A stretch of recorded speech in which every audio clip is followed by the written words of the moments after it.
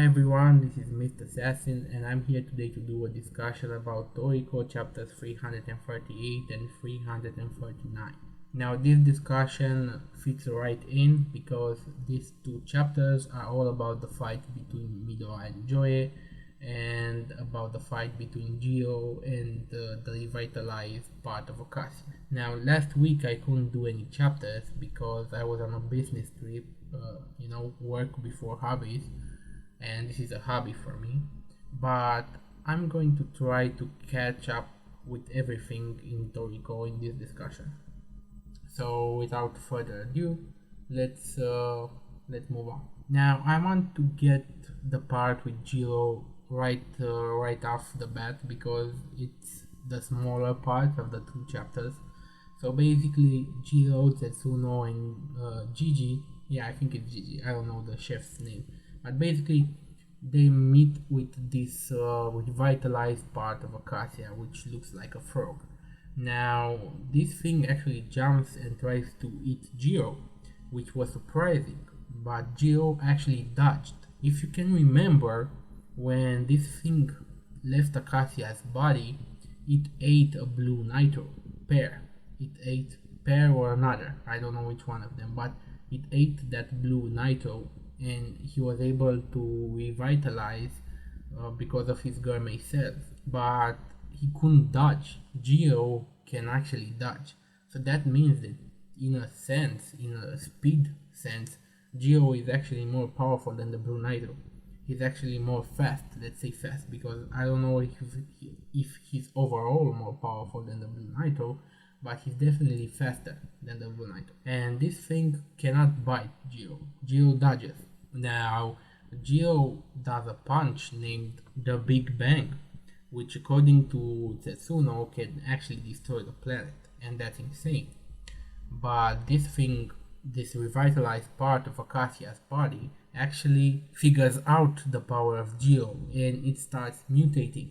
So it starts adapting to Geo, and that's in the first chapter. In the second chapter we see that Geo actually was able to punch this thing, and with that punch it sent this frog thing or whatever it was, this revitalized part of Accacia, it sent it flying into space, and apparently it cannot return to Earth now because he's flying away from the planet. But in the process, Geo gets his hand blown off, eaten actually. He says his hand was eaten. Of course, Tetsuno pours some healing water, cure water over his arm, and his arm is a-okay. Gigi tells them that if this part, this revitalized part of Accacia was that powerful, then if Accacia has truly awakened, the demon inside Accacia has truly awakened, then there would be no one that can defeat him. Not even all the blue nitro together don't stand a chance against that gourmet demon. Except maybe, and this was a shocker, except maybe the gourmet demon of Ichiryu. And we get to find out that the gourmet demon of Ichiryu was actually Don Slime. So Don Slime is actually that powerful. And now it all fits in together, because Don Slime is presiding over the cooking contest in Area 6, and Komatsu's there.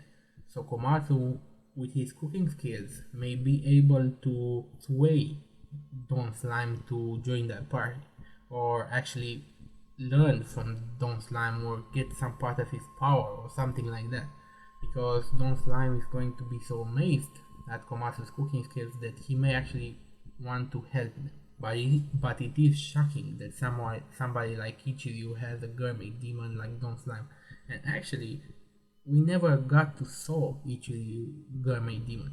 Even when he was fighting Midora, we didn't get to see Ichiryu's gourmet demon. And it slipped by all of us because I didn't see any questions wondering what Ichiryu's gourmet demon is. But it makes sense. It actually makes sense, and it is a shocker. At least for me, this is a shocker. Now about the fight, Midora versus Joy. This is very interesting because we get to find out then that when Frozen died, her soul didn't want to come to her body. She was afraid of Accacia and what lies within Accacia, so she wanted to stay dead. And because they kept pouring healing water over her grave, eventually another gourmet demon took over her body, and that was Joy. So it is the body of Rose, but not the soul of Rose. And that makes a lot of sense. Midora was shocked just 0.1 seconds or 0.01 seconds, and she took that time to attack him. But apparently Midora moved so fast that she didn't even saw that he attacked her in that time. So he basically turned the tables against her. Her attack had no effect on Midora, but Midora actually destroyed some of her life balls that she has in her hair. So she should have died like 8 times in that 0.1 seconds if she didn't have those balls in her hair. So Midora is obviously over her level. If she doesn't pull something out, something that he doesn't know about, some sort of technique that he doesn't know about, he clearly, from a power stance and a speed stance, is over her, miles over her. But she does have these strange methods, these strange attacks that bypass certain defenses. So what will happen between them, I don't know. But she gets to transport him. First of all, Midora attacks with Meteor Spice, and that was shocking also because I didn't know that Midora can do Meteor Spice whenever he wants. I thought that when he did it with Ichiryu, it was something because he released the pain inside of him when he killed Ichiryu. So I thought it was a one-time thing, but apparently he can do Meteor Spice whenever he wants. And he basically destroys almost the entire Neo base. And because of that blast, Zauz turns back to normal. So Zauz is no longer brainwashed by Frozen, but by Joy. And Tepe takes the time to escape with Zauz. And when Joy sees the destruction that Midora is making, she teleports him out of there because Neo's base is actually their spaceship, and they are supposed to fly away from the planet in that spaceship when Accacia is fully revived, so they won't get eaten. And if Midora was putting holes in their ship, now that was a problem, so she teleports him out of there. And now they're about to fight, but basically Midora will not hold back because he has Froze's body.